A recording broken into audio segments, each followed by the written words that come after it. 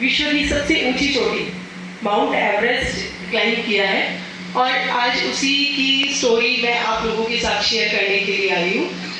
तो यार आप लोग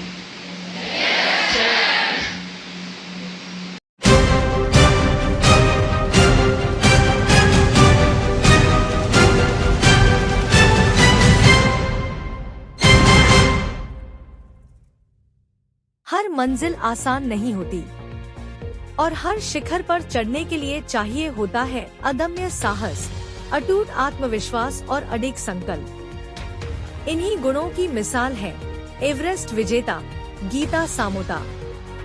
सैनिक स्कूल चित्तौड़गढ़ के 65वें स्थापना दिवस के पूर्व कार्यक्रम में गीता सामोता ने जब मंच संभाला तो सिर्फ शब्द नहीं बोले, बल्कि एक एक शब्द में झलक रहा था अनुभव, संघर्ष और सफलता की गूंज।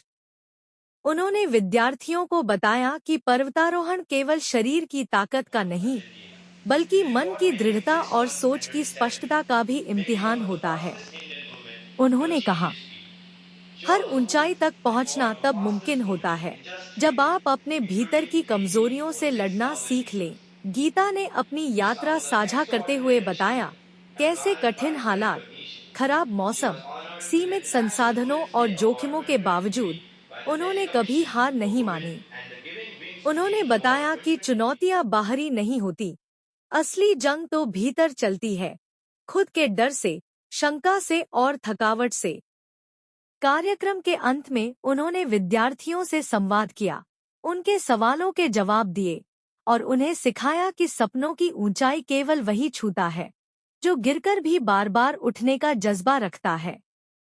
सैनिक स्कूल चित्तौड़गढ़ के कैडेट्स के लिए यह सिर्फ एक व्याख्यान नहीं, बल्कि जीवन को देखने का एक नया दृष्टिकोण था। गीता सामोता जैसे व्यक्तित्व सिखाते हैं कि अगर इरादे बुलंद हों तो एवरेस्ट भी सिर झुका देता है। Geeta Samota central industrial security force में as a sub inspector Udaipur airport पे पोस्टेड हूँ और हाल ही मई 1925 को मैंने विश्व की सबसे ऊंची चोटी माउंट एवरेस्ट क्लाइंब किया है और आज उसी की स्टोरी मैं आप लोगों के साथ शेयर करने के लिए आई हूँ। तो यार आप लोग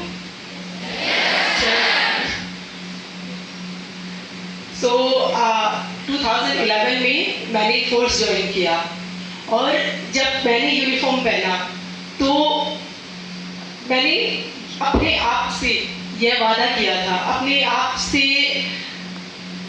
ये डिटरमाइन किया था कि ये सिर्फ एक कपड़ा नहीं है, ये एक वो कॉन्फिडेंस है मेरे लिए कि जब पूरी दुनिया पीछे खींचना चाह रही होगी या जब पूरी दुनिया चाह रही होगी कि हाँ अभी तो डाउनफॉल आए, उस टाइम पे भी मैं अपने आप को आगे बढ़ाऊंगी।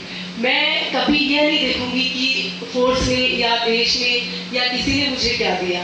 मैं हमेशा ये देखूंगी कि मैं देश के लिए क्या कर सकती हूँ, मैं ऑर्गेनाइजेशन के लिए क्या कर सकती हूँ। इसी चीज को आगे बढ़ा के और मैंने हमेशा से ही कुछ करना चाहा, कुछ बड़ा करना चाहा। ये नहीं पता था कि क्या करना है, लेकिन कुछ करना है। जैसे आप लोग आज बैठे हैं, आप लोगों ने यूनिफॉर्म पहन रखा है, तो आप लोग देश का फ्यूचर है, आप इस नेशन के पिलर्स हैं। आप लोगों पे डिपेंड करता है कि ये देश का भविष्य कैसा होगा। चल Khachariyawas, oh very nice, only one, okay. Khachariyawas 2 3 2 2 और बाकी सीकर तो सुना ही होगा, Sikar so many, very nice. तो मैं एक छोटे से गांव चक्र, जिसका कि नाम एक ही, यहाँ पे इतने सारे कैडेट्स हैं, सिर्फ एक कैडेट ने सुना है। और मैं जिस गांव से आती हूँ उसमें बहुत सारे स्टीरियोटाइप्स हैं आज भी, कि जहाँ पे औरतें घूंघट लगाती है, लड़कियों पे बहुत सारे बाउंडेशंस है, मोबाइल यूज़ नहीं करना, 6 बजे बाद घर से बाहर नहीं जाना, हाँ बहुत जल्दी शादी करना, ये सारी चीज़ें, इन सारे स्टीरियोटाइप्स को। और जब मैंने माउंटेनियरिंग शुरू की, इवन जब मैं फोर्स में आई, तब भी हमेशा सारे लोग डाउट वाली